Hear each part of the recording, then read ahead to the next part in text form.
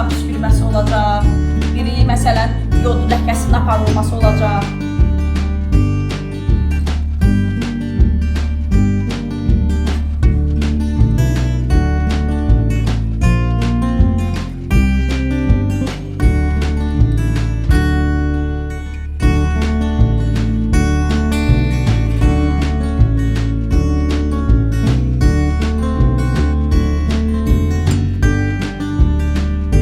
Metal, magnezyum metalıdır.